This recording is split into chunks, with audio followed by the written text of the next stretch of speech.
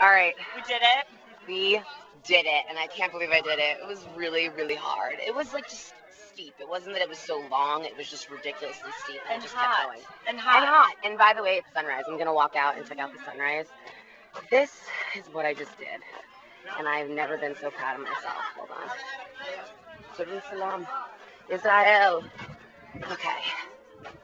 This is what I hiked down. I don't know if you can see. Those are trees. You can't even see the path. It's so steep. There's a tramway that goes up because it's so freaking steep. And it's sunrise and it's absolutely gorgeous. And I'm really happy I did it. And it was really hard. Okay, I'm going to show a little more. This is the top. It's like an archaeological site.